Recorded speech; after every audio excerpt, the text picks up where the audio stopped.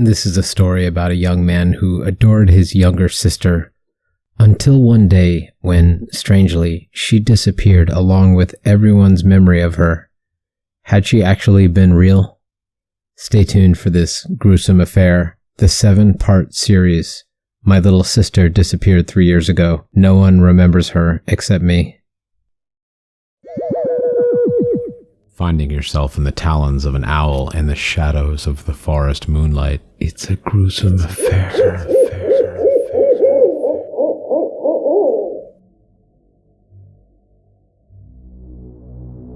This all started 3 years ago, when I was 14. I'm posting this now because now I know 100% that I'm not crazy, and that I wasn't imagining my little sister, Zoe.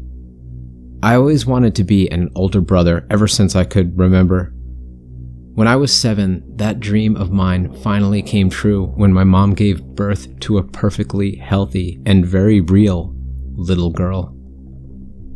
I tried my best to be the best big brother for Zoe, and I was always by her side growing up. We did everything together, and I loved her more than anything, which is making the situation even harder for me to handle. She disappeared when she was 7 years old on a perfectly normal day. Our family woke up, my parents made breakfast, and I walked Zoe to school before I got on my way to mine. I dropped her off, and I still remember our last words together that day.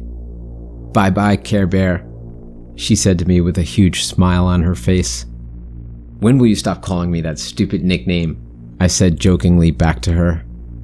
"Anyways, you better hurry up to school, Zoe. Love you. Don't get into any trouble. I'll see you when I come pick you up." That would be the last time I ever saw Zoe. I went through my school day with nothing out of the ordinary happening. I didn't pay attention to any of my classes, and I was dozing off as usual. Before I knew it, classes were over, and I went to meet my friend Noah, who I always walked back from school with.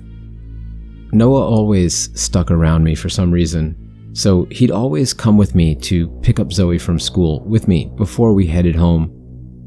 We were taking our usual route, and I started to turn onto the street where my little sister's school was. "Yo, where you going, man?" Noah asked me, confused. "What are you talking about? I'm going to pick up Zoe," I said. "Zoe?" He started to look even more confused. Yes, my little sister. You always come with me to pick her up." I was starting to get a little bit annoyed. "The fuck are you talking about, dude? We never go down this way, and I've never heard of your little sister," he said. "Whatever, man. If you don't want to come with me today, that's fine. See you tomorrow, dude." I waved him goodbye, and he just looked at me with a confused stare. I walked towards my sister's school like I always had.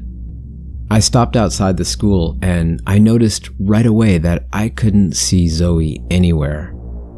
There were still many more kids around, playing, waiting for their parents to be done, talking to their friends, etc. Zoe was usually waiting in the playground on the swings right in front of the school.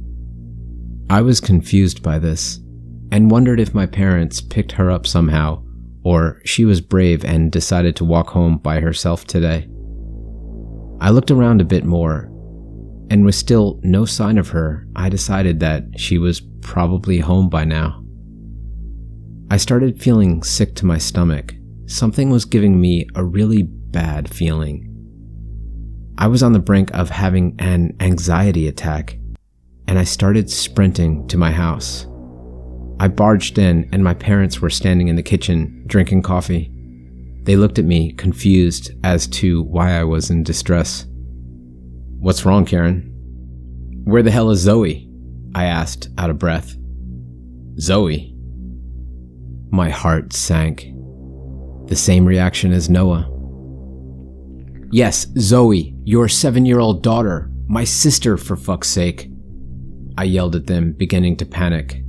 "Calm down, and don't use that language with me. You have always been an only child. We've never had a daughter, and I'm pretty sure we would remember if we had one." What's going on with you?" My mom replied, "I started feeling dizzy. I had enough. I bolted out of the house crying and screaming. Was I crazy? Did I not have a sister this entire time? What the fuck was going on?" I remember hearing my parents calling after me as I was stumbling along the sidewalk. I ignored them. I blacked out soon after.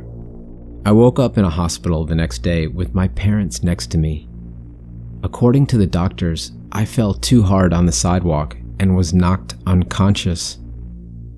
It didn't take me too long to come to my senses again once I woke up. Zoe. I started to go into hysterics again, screaming for my little sister to come back, screaming at something, anything to bring her fucking back to us. Kieran, everything is okay. We're here for you now. Calm down," my mom said, desperately trying to comfort me in some way, obviously terrified of me screaming for a daughter that she didn't even remember existed. My dad stared at me with an equally terrified, almost disgusted look. I forced myself to calm down, which was nearly impossible. My mind was still screaming for Zoe. The hatred I had for my parents and everyone for not remembering my sister at that moment was immeasurable.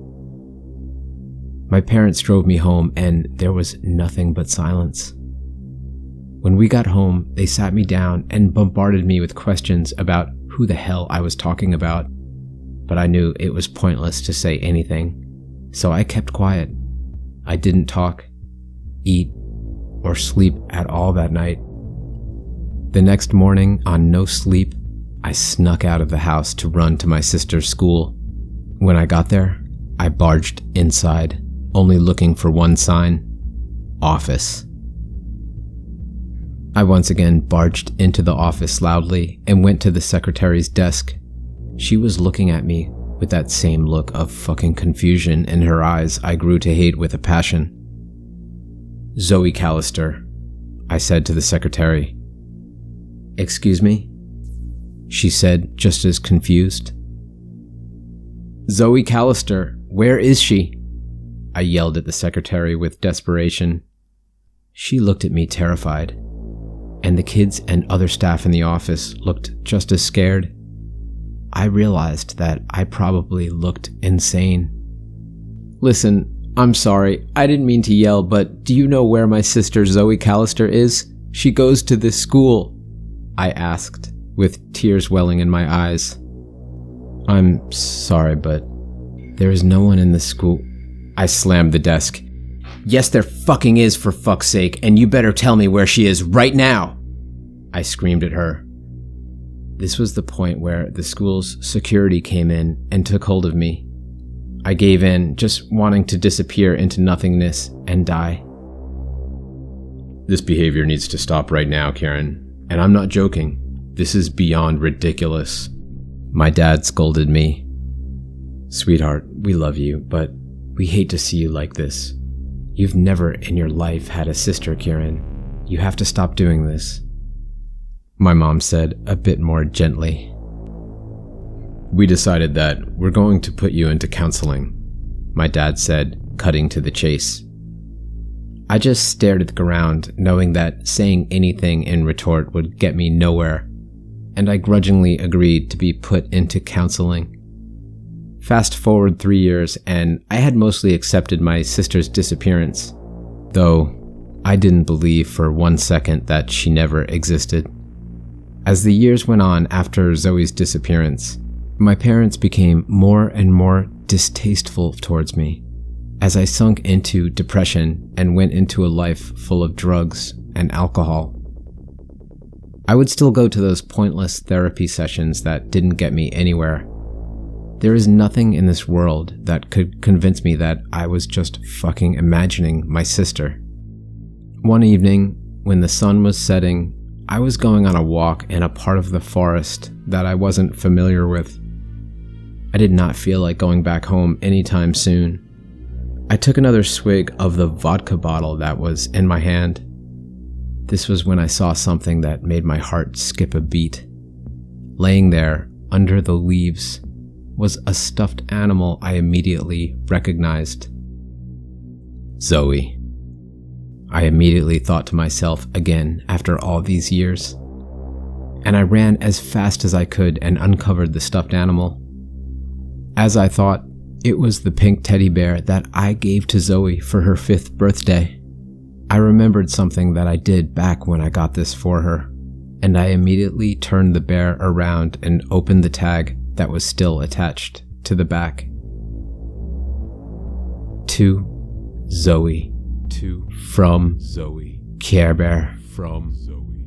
Care Bear. From Care Bear.